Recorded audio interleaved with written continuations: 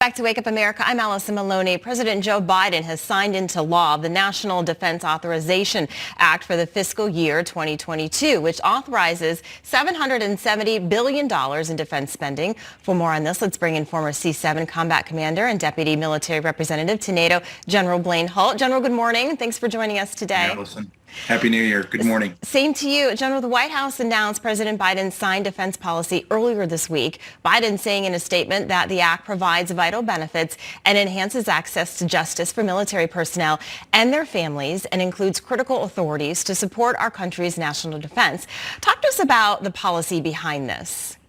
So it's interesting to me that these are the highlights of the bill that got put out, and we're at $770 billion. There's not a whole lot that we're being discussed out of the administration about how are these dollars going to be spent, what's the efficiency level, how will the Defense Department be accountable for these dollars being spent, and instead we're getting into the sociology of the bill, which is, very slim pickings, if you ask me, about how do we put bill to American readiness on the battlefield.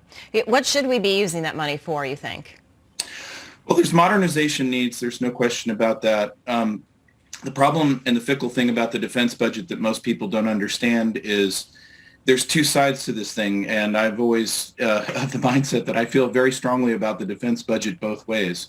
On the one hand, you've got definite readiness needs. We've got to put into our soldiers, sailors, airmen, and Marines the very best training, the very best equipment possible. But on the other hand, what are we doing about spending this money efficiently when we look at what are our potential adversaries spending on defense? So just a small case in point would be China recently launched a satellite that cost them $200 million that largely competes with a satellite that we launched a year ago that cost $800 million. And at those rates, we're not competitive in how we do spend. Yeah, that makes a lot of sense. The defense bill did receive strong support, though, from both Democrats and Republicans. The Senate and the House of Representatives, they voted overwhelmingly for it earlier in this month. So on this side, do you think this is a good thing for the U.S. that both sides are in support of it? But then to your point, we really don't know what's in it, what they're using this money for. Right. So there's, it's like Eisenhower's warning back in the 50s. We have a defense industrial complex, and we have to be mindful of that. D.C. is built around a defense budget because it's very predictable. You understand how it's going to rise and fall. And there's whole entire industries built around this. In fact, if you look at what Congress did, Congress actually authorized $25 billion more than the president's request was for the bill.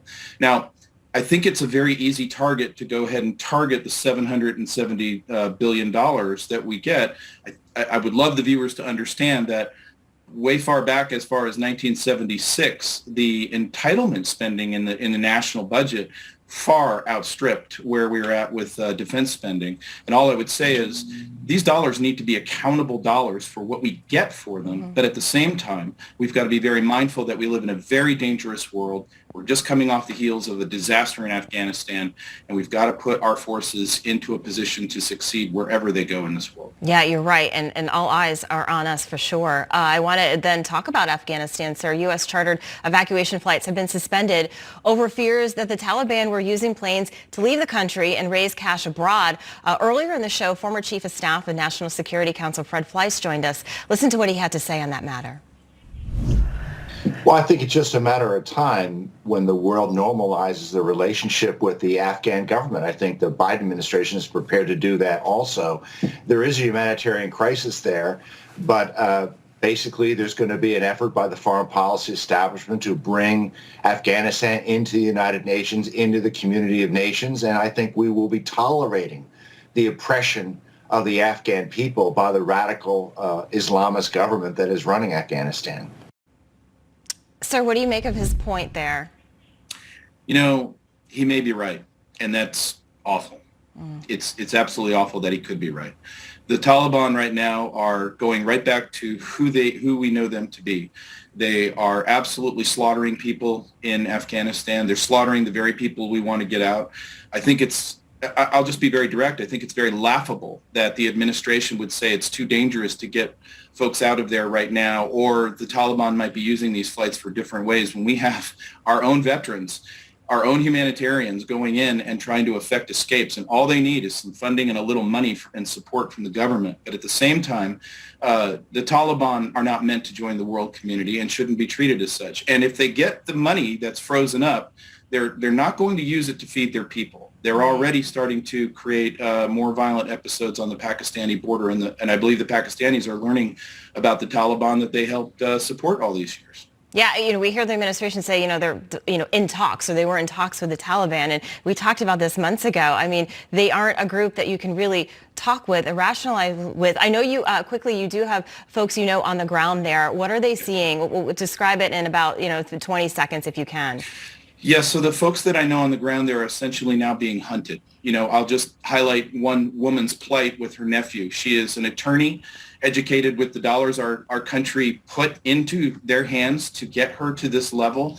And she's absolutely iconic of what the Taliban hates. And if they can find her, they will kill her and make an example out of her. Meanwhile, there's great groups that are working to try to get her out of the country. And that's what's really happening in Afghanistan. Oh, it's so scary. It's so scary to hear. Thank you, General Blaine Holt. We appreciate it. Thank you for coming on, and we hope you have a great New Year, sir. Thanks for having me. Happy New Year. Same. All right. Thank you. You're watching Wake Up America.